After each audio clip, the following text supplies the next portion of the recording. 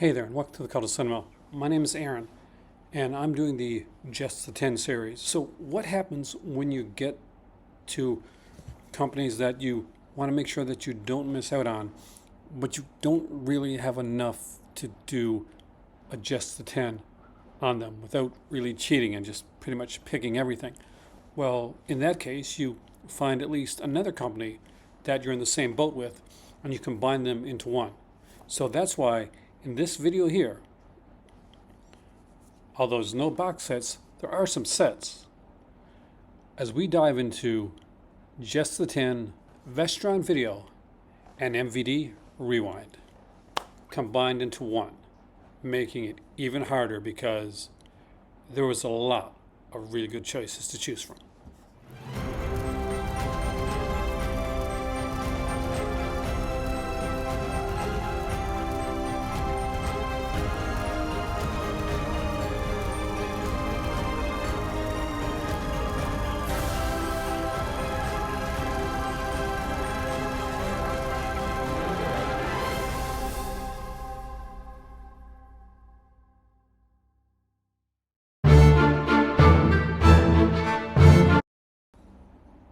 So if you know the concept behind this one here, basically is you're keeping 10 movies that are going to go with you on a desert island for the next 10 to 15 years. This is where you're going to be. This is what you're going to do.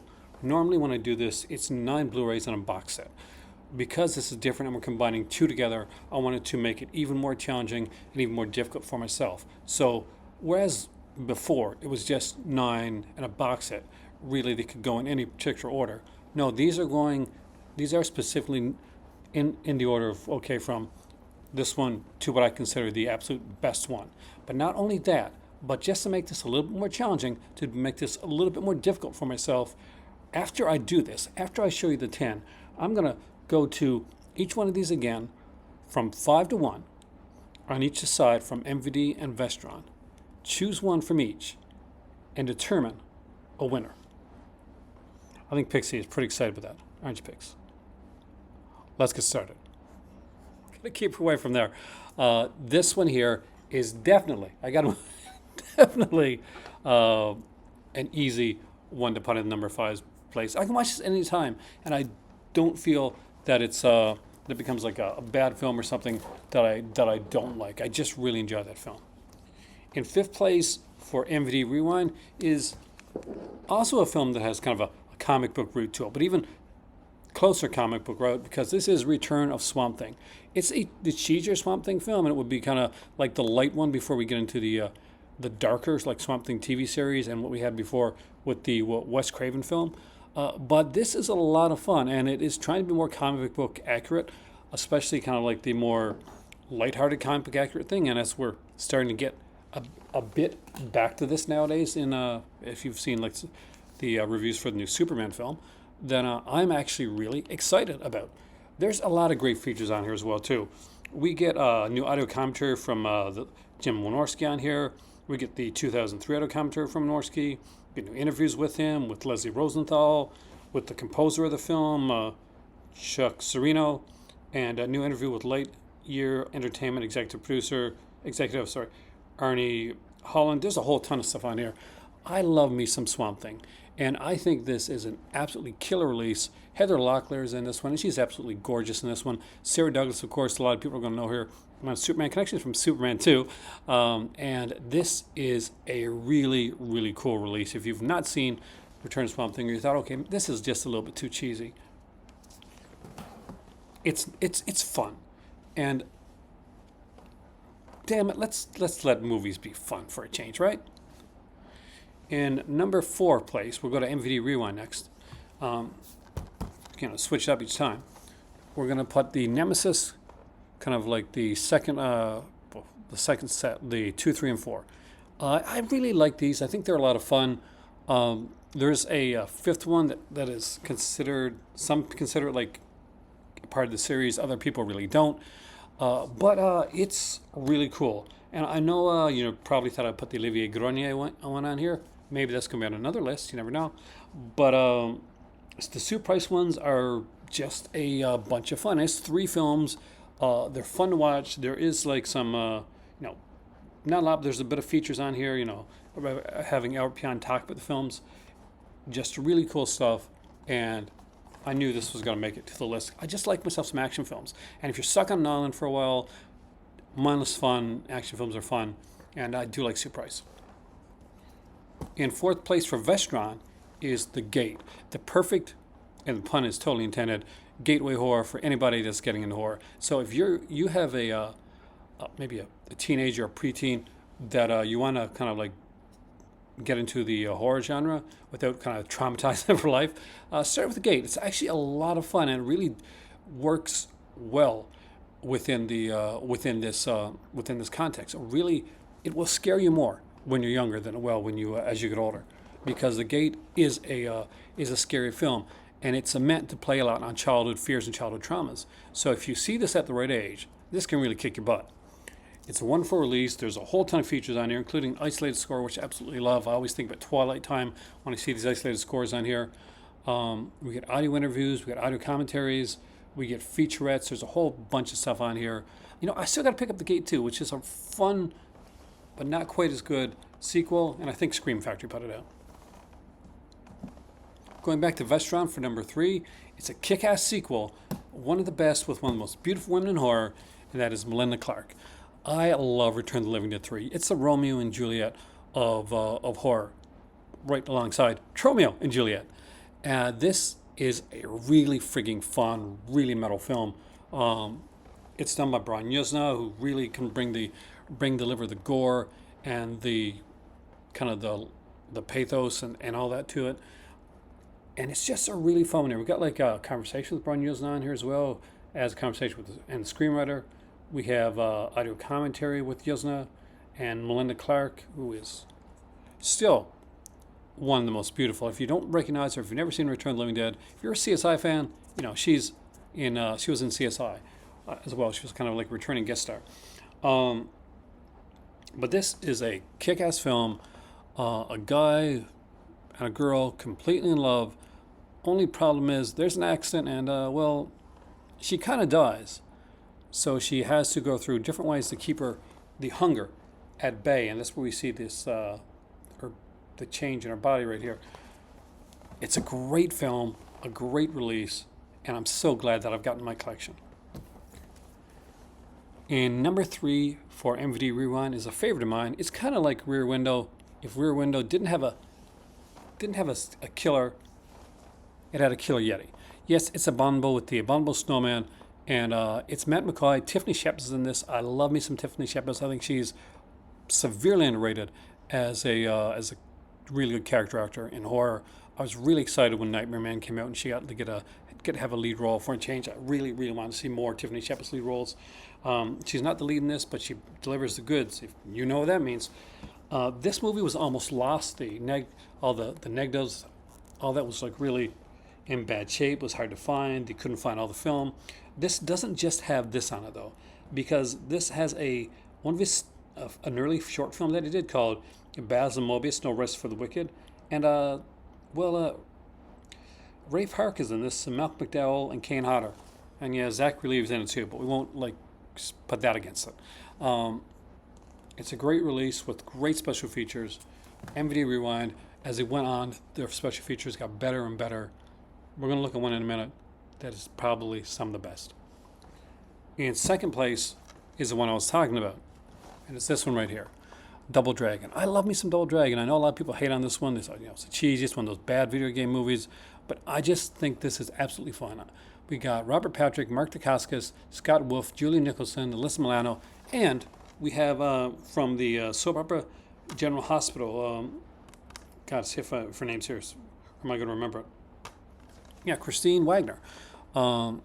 She plays Felicia on General Hospital, and she'd played it for years, but she's gorgeous. I mean, like, drop dead gorgeous. So is Melissa Milano. They are at the height of it's amazing. It's a fun film, and what makes this even better is the features that are on here. You get a making of, you get audio commentaries, you get a feature-length documentary, a full-length feature-length documentary.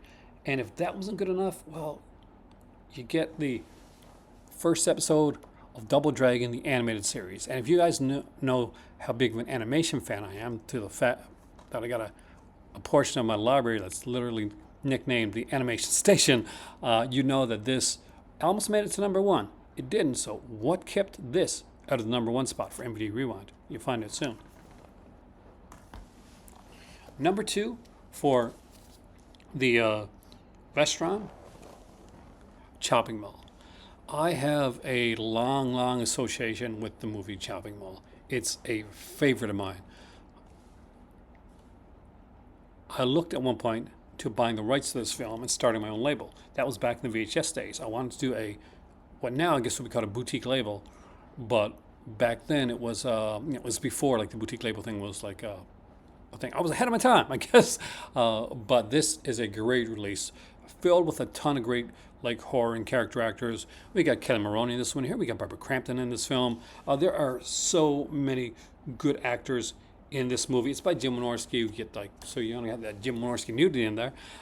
Some really cool like rope designs, some great deaths in here. Just fun films with a bunch of characters that you really don't want to see die. These are actually fun, nice characters.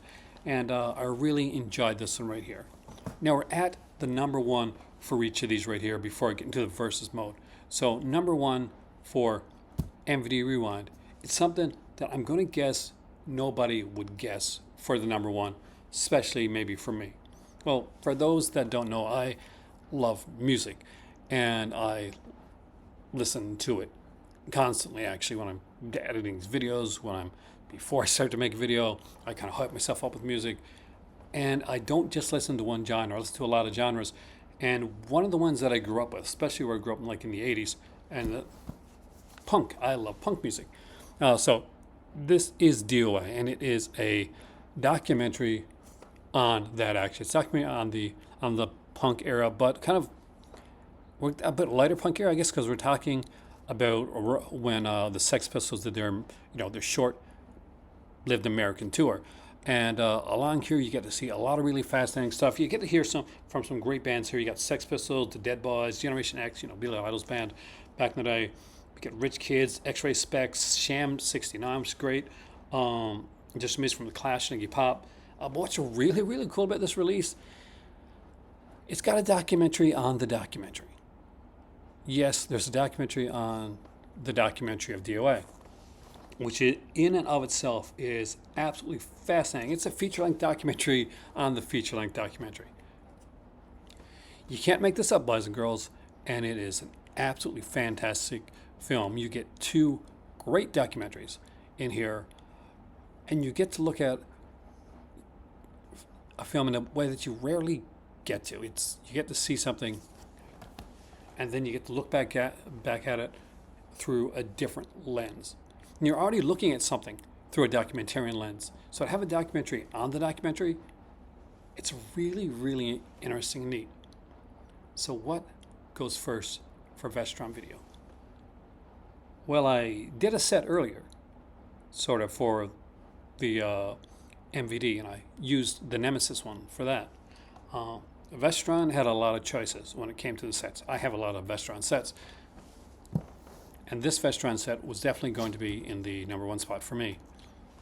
And it is the Wishmaster collection. I really do adore these films. There are 4 in the series, and I'll be honest, although 3 I think is the weakest of the franchise, I like them all. I absolutely do like all 4 Wishmaster films. I can watch them anytime, day or night. I just think they're really good. I do think that Divoff's Wishmaster character in the first 2 films is definitely superior. It's the best of the Wishmaster stuff. I do like the actors in all of these here, and I was really surprised with how much I like them going back to rewatch them again. Wishmaster has a run of the features on here with isolated scores, audio commentaries, featurettes, behind the scenes footage compilation. But every single one of these here gives you at least an audio commentary, and I think that's a really cool thing to do with these here. So Vestron Video's number 1 was an easy choice with Wishmaster.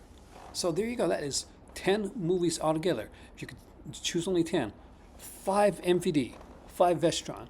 Can you do the same? But we're not stopping there, because next up, these things are going to have to fight it off for the best, to be the best of the best. Which of these labels am I going to go to first? Which one of these here is going to win? only one can win. It's time for Vestron versus MVD.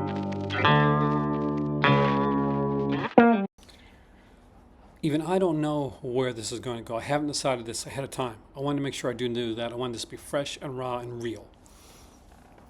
And so in fifth place, we've got Return to Swamp Thing against Maximum Overdrive. Both these are known for being cheesier films and aren't exactly known for being the best of their genres.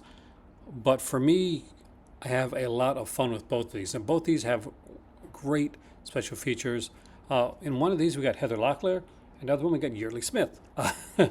They're fun films. I think they both have fantastic casts. They both have really great features.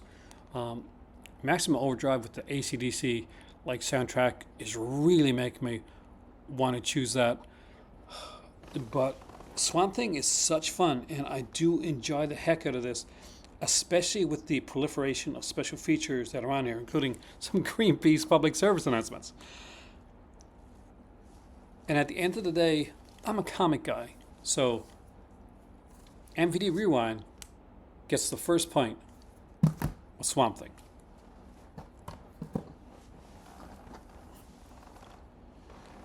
Next up, we got Nemesis 2, 3, and 4, a triple feature against the gateway horror, The Gate.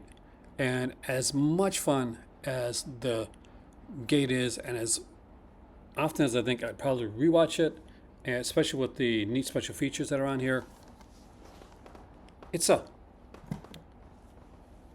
3-pack. It's 3 films, and 3 films I actually kind of do enjoy. They are cheesy. MVD 2-0. Next up are 2 with 2 beautiful ladies in them, Tiffany Shepis and Melinda Clark, with Return of the Living Dead 3 and Abominable. However, Tiffany Shepis is not the lead, nor is she the main actress in the film, but when she's in it, she definitely shines. I do love Abominable. I think it's a fantastic film, but it's an easy choice for Return of the Living Dead. 2-1.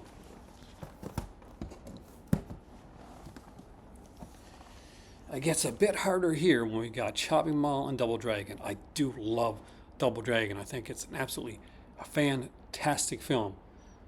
But Chopping Mall, that really does encapsulates everything about me, from the cheesiness to the slasher thing to the scream queens to the 80s horror. 2-2. Winner, Chopping Mall.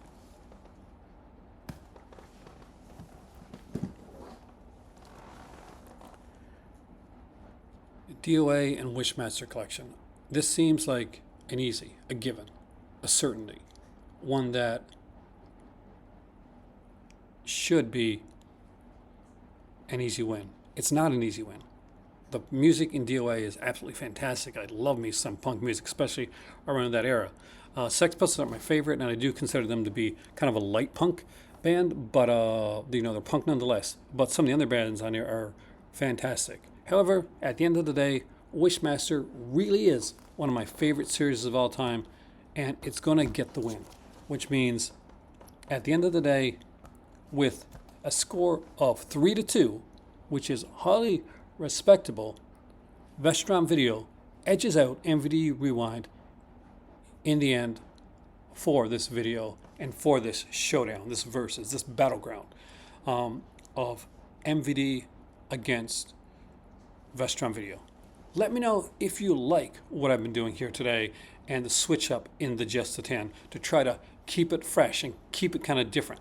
And if you've kind of noticed the Halloween set right here in the background, there's a reason for it, because there's a new series that I'm going to be starting up really soon called If You Can't Say Something Nice, in which I'm going to take some of the films that I like the least,